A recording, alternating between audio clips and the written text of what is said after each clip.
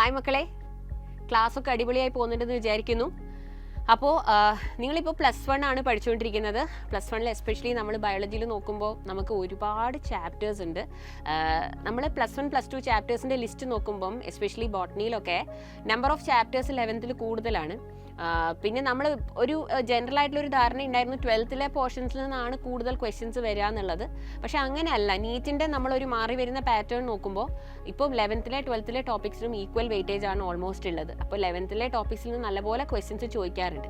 പിന്നെ നിങ്ങൾക്കുള്ളൊരു ബെനിഫിറ്റ് എന്താണെന്ന് വെച്ചാൽ നിങ്ങളിപ്പോൾ ഈ സിലബസ് ഫസ്റ്റ് ടൈം പഠിക്കുന്നവരാണ്. അപ്പോൾ നിങ്ങൾ നല്ല ഡെപ്തിൽ നല്ലപോലെ ബേസിക്സ് മനസ്സിലാക്കി പഠിച്ചു പോയാൽ നമുക്ക് ഫുൾ മാർക്ക് തന്നെ ബയോളജിയിൽ വാങ്ങാൻ പറ്റും. നമ്മുടെ എൻട്രൻസിലും വാങ്ങാം, സ്കൂൾ എക്സാംസിലും വാങ്ങാം. അപ്പോൾ 11th ബയോളജി നിങ്ങൾ പഠിക്കുമ്പോൾ നിങ്ങൾക്ക് വളരെയധികം ഇമ്പോർട്ടൻ്റ് ആയിട്ടുള്ള കുറച്ച് ചാപ്റ്റേഴ്സ് ഉണ്ട്. അതായത് ബേസിക്സ് നല്ല രീതിയിൽ പഠിച്ചു പോകേണ്ട ചാപ്റ്റേഴ്സാണ്. നമ്മുടെ പ്ലാൻ കിങ്ഡം ഒരുപാട് ക്വസ്റ്റ്യൻസ് ഒക്കെ വരുന്ന ചാപ്റ്ററാണ്. എസ്പെഷ്യലി ആൽഗിയൊക്കെ നിങ്ങൾ പഠിക്കുമ്പോൾ നല്ലപോലെ ഫോക്കസ് ചെയ്ത് പഠിക്കണം. എക്സാമ്പിൾസ് ഒക്കെ എപ്പോഴും ചോദിക്കുന്നതാണ്. ഇപ്പോൾ നന്നായിട്ട് പഠിച്ചു പോയാൽ പിന്നീട് നമ്മൾ റിപ്പീറ്റഡ് റിവിഷൻസ് ചെയ്യുമ്പോൾ നമുക്കത് അതിൽ നല്ലപോലെ സ്കോർ ചെയ്യാൻ പറ്റും. പിന്നെ നമ്മുടെ സെല്ലിൻ്റെ unit of life, cell cycle and cell division രണ്ടും നല്ലപോലെ ക്വസ്റ്റ്യൻസ് വരുന്ന ചാപ്റ്ററാണ്. പിന്നെ മോർഫോളജി വലിയ ചാപ്റ്ററാണ്. ഫാമിലീസൊക്കെ കാണുമ്പോൾ മക്കൾ വിചാരിക്കും അയ്യോ ഇതൊക്കെ എങ്ങനെ ഓർത്ത് വെക്കുമെന്ന്. ഒരു പ്രശ്നവുമില്ല. ഇപ്പോൾ അങ്ങ് ബേസിക്സ് പഠിച്ച് പോവുക.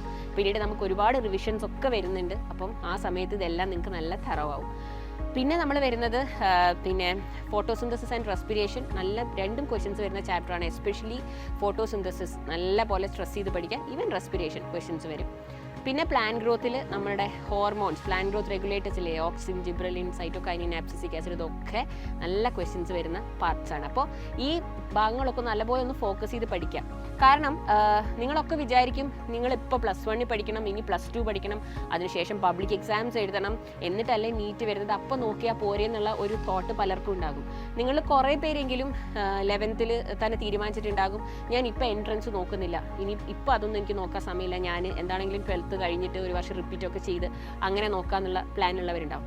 അപ്പോൾ ഞാൻ നിങ്ങൾക്കൊരു എക്സാമ്പിൾ പറഞ്ഞുതരാം. അതായത് നിങ്ങളെപ്പോലെ തന്നെ ഇങ്ങനെ വിചാരിച്ചിരുന്ന ഒരാളുണ്ടായിരുന്നു. അപ്പം നമ്മുടെ ഒരു സൈലമിയനാണ്.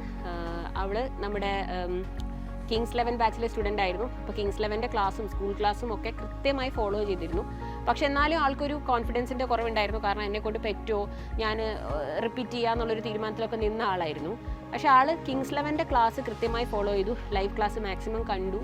എക്സാമുകൾ എഴുതി. നമ്മൾ കണ്ടക്ട് ചെയ്യുന്ന എക്സാമുകളൊക്കെ മാക്സിമം എഴുതി. പഠിച്ചിട്ടുണ്ടെങ്കിലും ഇല്ലെങ്കിലും ഒക്കെ എക്സാം എഴുതി. പിന്നെ അത് കഴിഞ്ഞ് 12th വന്നപ്പോൾ സൂപ്പർ കിങ്സിലെ ക്ലാസ്സസും കണ്ടു.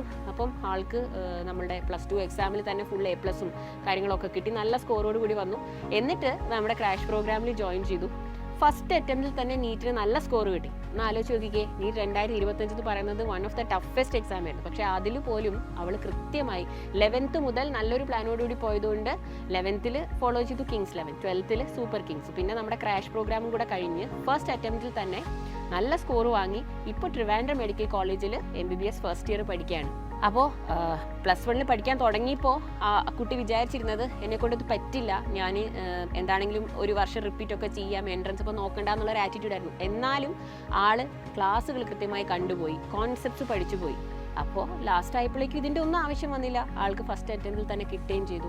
അപ്പോൾ നിങ്ങൾ വിചാരിക്കരുത് ഓൾറെഡി നിങ്ങളൊരു കാര്യം എന്താ പറയുക മനസ്സിലിങ്ങനെ വിചാരിക്കരുത് പറ്റൂല, ഫസ്റ്റ് അറ്റംപ്റ്റിലൊന്നും കിട്ടില്ല എന്നുള്ള ഇതിൽ പോവരുത്. ഇങ്ങനെ ചെയ്തവരുമുണ്ട്. അതായത് നമ്മുടെ ബാച്ചസ് കൃത്യമായി നമ്മുടെ അക്കാഡമിക് പ്ലാൻ കൃത്യമായി ഫോളോ ചെയ്തിട്ട് ഫസ്റ്റ് അറ്റംപ്റ്റിൽ തന്നെ ക്ലിയർ ചെയ്തവരുണ്ട്. അപ്പോൾ മക്കൾ പഠിക്കുമ്പോൾ എന്താ ചെയ്യേണ്ടതെന്ന് വെച്ചാൽ ഈ ഹൈ വെയിറ്റേജ് ചാപ്റ്റേഴ്സ് ഒന്ന് ഫോക്കസ് ചെയ്ത് പഠിക്കുക. പറ്റുന്നത്രയും ക്വസ്റ്റ്യൻസ് ചെയ്യുക, പറ്റുന്നത്രയും എക്സാമുകൾ എഴുതുക.